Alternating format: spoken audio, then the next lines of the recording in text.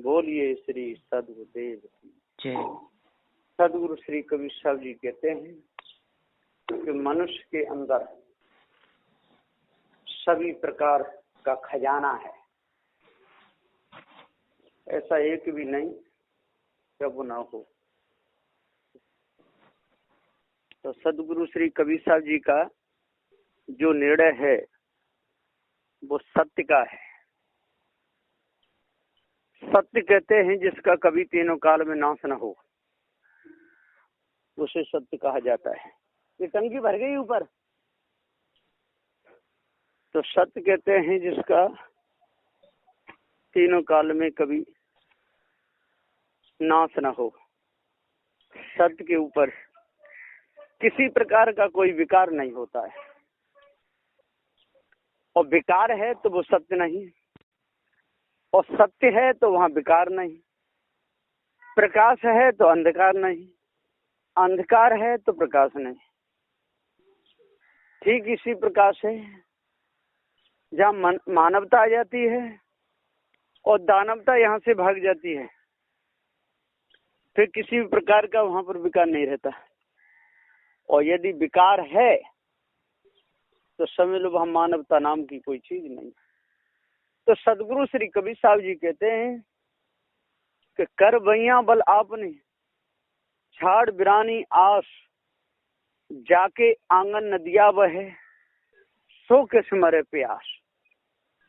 सदगुरुदेव कहते हैं कि जिसके आंगन में नदी बहती हो वो प्यासा कैसे मर सकता है?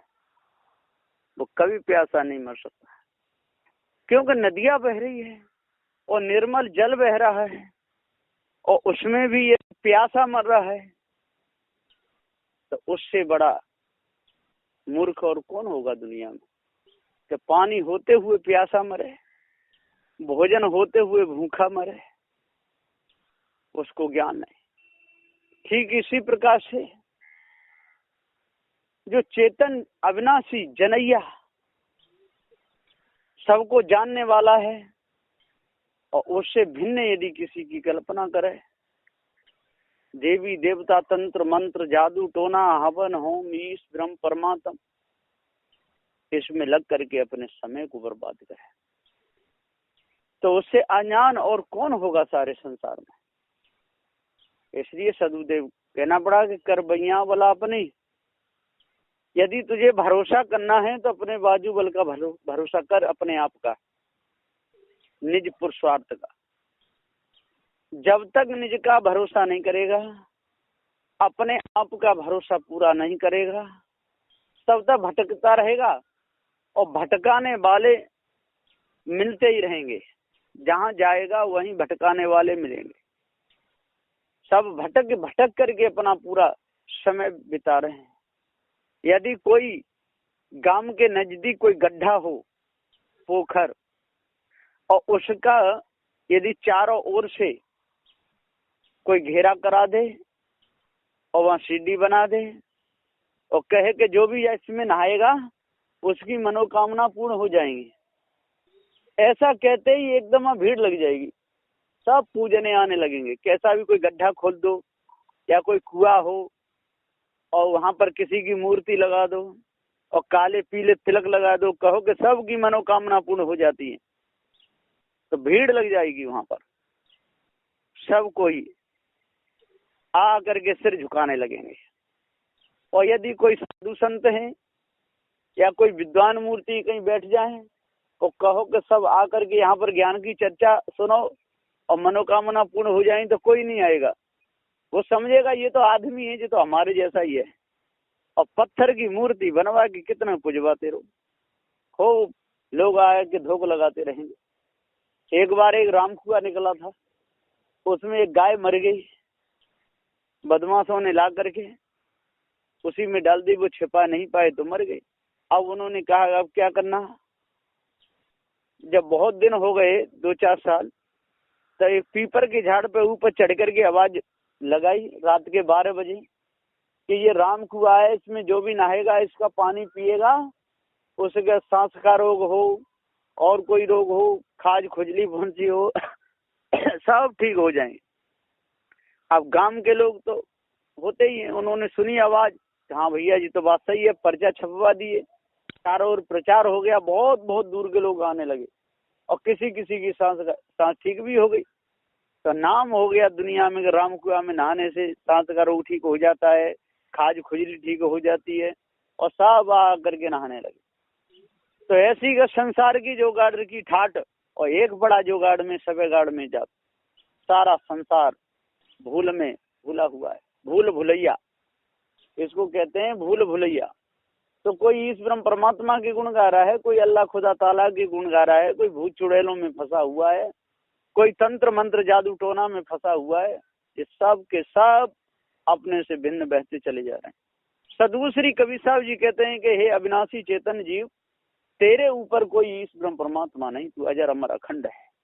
जितने भी नाम रखे हैं ये सब तेने रखे, जितने भी बाग बगीचे हैं, जितने भी वृक्ष पेड़ हैं, ये सब तेरे ही नाम रखे हुए हैं, और कौन रखेगा। फल पकता है तो तू ही बताता है कि फल पक गया, और फल कच्चा है तो तू ही बताता है कि फल कच्चा है। किसी को लेना है, देना है, पढ़ना है, पढ़ाना है। यदि स्कूलों में मास्टर न जाएं और बच्चे पढ़ने जाते रहें तो एक अक्षर भी पढ़ना नहीं सीख सकते।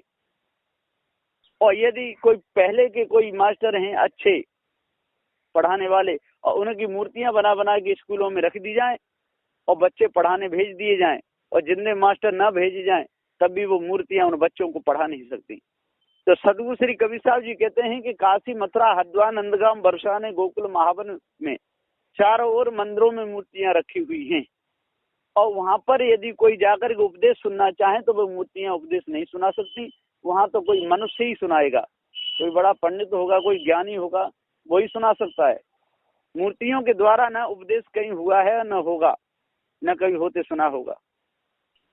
तो सदगुरुदेव जी यहाँ पुकार के समझाते हुए कहते हैं कि जब तक आप अपने आप को नहीं जानोगे, भ्रम भूल कल्पना को अपने अंदर से नहीं निकालोगे, विषयों की वासना से जब तक दूर नहीं होगे, अष्ट महासद्गुणों को जब तक अपने हृदय में धारण नहीं करोगे, 10 दोषों को नहीं त्यागोगे, तब तक आप मनुष्य नहीं बन सकते। पछताव में पूरा समय चला जाता है और हम कुछ भी नहीं कर सकते। लड़ते रहते हैं, झगड़ते रहते हैं, मारते काटते रहते हैं, बिल्कुल अपना जीवन हम नरक बना लेते हैं, कसाई जीवन बना लेते हैं। जिस प्रकार से कसाई बकरे को काट देता है, इसी प्रकार से पूरा जीवन हम अपनी जीव से छुरी बांध करके और भ्रम भूल कल्पना में फंसाते रहते हैं। जीव बांध तलवार। तो सदगुरुदेव जी पुकारी कहते हैं कि जीव से तलवार बांध करके और सारे संसार को ये पंडित पुजारी काट रहे हैं, ब्राह्मण क्षत्रिय वैश्य शूद्र ये सबको बर्बाद कर रहे हैं, शेख सैयद मुगल पठान ये सबको बर्बाद कर रहे हैं। बंदी छोर सदगुरुदेव जी कहते हैं कि भैया जागो, जब जागो तब हो सवेरा, भागे रेन तत्काला हो। तो सद जब जागोगे तभी सवेरा हो जाएगा, और रेन कहते रात्रि भाग जाएगी, फिर नहीं रहेगी। इसी प्रकार से बंदी छोर सदगुरु श्री कबीर साहब जी ने सबको हित का उपदेश दिया है, किसी को धोखा में नहीं डाला, किसी को झूठे प्रबंध में फंसा करके किसी को भी दगा नहीं दी, सब के लिए स्वतंत्रता का उपदेश दिया कि हे अजर अमर अखंड अविनाशी चेतन जीव, तू सत्य है, तेरे ऊपर कोई ईश ब्रह्म परमात्मा नहीं है। क्योंकि भरम बढ़ते बढ़ते बढ़ तो जाता है लेकिन फिर घटता नहीं। ऐसे बहुत सी कल्पना है, बहुत सा भरम है, बढ़ाते बढ़ाते बढ़ जाता है, फिर घटता नहीं। इसी प्रकार से कहीं भी पत्थर की मूर्ति बना करके रख दीजिए, पूजा चालू हो जाए, फिर उसको कोई हटा नहीं सकता है। ठीक इसी प्रकार सदगुरुदेव जी कहते हैं कि पारखी होकर के यदि हम झूठ का मंडन करेंगे और सत्य का यदि खंडन करेंगे तो हम पारखी नहीं हो सकते। इसलिए भेष की लाज रखनी चाहिए, सदगुरु श्री कबीर साहब की मेहनत का सम्मान करना चाहिए। बंदी छोर सदगुरु श्री कबीर साहब जी ने कितना संसार को लाभ दिया, कितनी मेहनत की। यदि उस मेहनत पे यदि पानी फिर जाए तो हमारा जीना ही धिक्कार है हमारे जीवन को। तो सदगुरुदेव जी पुकार के समझाते हुए कहते हैं कि भाई ज्ञानी हो, विद्वान हो, 4 वेद 6 7 18 पुराणों के ज्ञाता हो, जपी तपी सन्यासी हो, ब्राह्मण क्षत्रिय वैश्य शूद्र कहलाने वाले हो, शेख सैयद मुगल पठान कहलाने वाले हो, सन्यासी बैरागी उदासी नागे निर्माणी जैसा बुद्ध जैन सबको समझाते हुए बंदी छोर सदगुरुदेव जी कहते हैं कि जब तक हम अपने आप को नहीं जानेंगे और भ्रम में ही अपने समय को बर्बाद करते रहेंगे, तब तक हमारे हृदय की कालमा मिट नहीं सकती है। हृदय की कालमा को मिटने के लिए अष्ट महासद्गुणों की जरूरत पड़ती है। सत्य, विचार, शील, दया, धैर्य, विवेक, वैराग, गुरु भक्ति, ये अष्ट महासद्गुण हैं। और चोरी, हिंसा, व्यभिचार, ईर्ष्या, क्रोध, मान, छल, गाली, निंदा, झूठ, ये 10 दोष हैं। जो 10 को जो त्याग है और 8 को जो धारण करे और 6 का सुधार करे, छाजन, भोजन, मैथुन, भय, निद्रा और मोह, जो इनका जो सुधार कर लेता है वही मनुष्य है। और जो ऐसा नहीं कर पाता है तो वो मनुष्य के नाम पर दाग लगाता है। कहता तो है मैं मनुष्य हूँ, चोरी करता है तो काय का मनुष्य है, हिंसा करता है तो क्यों क्या का मनुष्य है, बोली उसकी ठिकाने की नहीं, कुछ भी कहता है ना। जिंदा की पूजा करने में, माता पिता के चरणों में सिर झुकाने में शर्म लगती है, और कहीं यदि पत्थर की मूर्ति रखी हो तो उसके सामने दंडवत प्रणाम करते हैं। तो सदगुरुदेव जी पुकार के समझाते हुए कहते हैं कि जब तक हम प्रवीण नहीं बनेंगे पूरे, तब तक हमारे हृदय की कालमा मिट नहीं सकती। किसी भी प्रकार की जो गंदगी है वो हमारे अंदर जमी रहती है। गंदगी जब ही मिटती है जब सफाई हम करें, और सफाई ना करें और चाहें कि गंदगी छूट जाए तो गंदगी कभी दूर नहीं होगी। अपनी इज्जत अपने हाथ होती है, अपनी प्रवीणता, अपनी प्रबलता, अपनी जो अडिगता अपने हाथ है। प्रवीण, प्रवीण कहते हैं जो सब चीज में प्रवीण हो, अच्छे प्रकार से समझदार हो, सभी प्रकार की जो कायली है उसको दूर करे, कल्पना को दूर करे, भ्रम का भंडा फोड़े, एकदम सत्यता पे अपने आप में अडिग हो जाए, अपने पद का बिल्कुल पुख्ता हो, उसको कहते हैं प्रवीण। तो प्रवीण भाई, और भाई कहते हैं जो सत्य न्याय की बात उनको भाई अपने अंदर हृदय में ठहर गई, उसको कहते हैं। तो और नाम तो हो, पर नाम के अनुसार यदि काम न हो तो वो किसी काम का नहीं। तो बंदिश हो सदगुरु श्री कबीर साहब जी का ये उपदेश है कि हे भाइयों ज्ञानियों, हे विद्वानों, सभी प्रवीण बनो, सभी ज्ञानी बनो, सभी प्रकार की जो कालमा है उसको अपने अंदर से दूर करो। कालमा को जब आप दूर कर दोगे, भ्रम भूल कल्पना को जब दूर कर दोगे, विषय वासना को जब आप दूर कर दोगे तो प्रवीण हो जाओगे। तो जड़ चेतन के निर्णय में हमको प्रवीण होना चाहिए, हमको पुख्ता होना चाहिए। और जरा भी यदि कच्चापन रह गया और हम साधु हो गए तो सदगुरु श्री कबीर साहब के नाम का जयकारा लगाने में भी हम शर्म मानेंगे।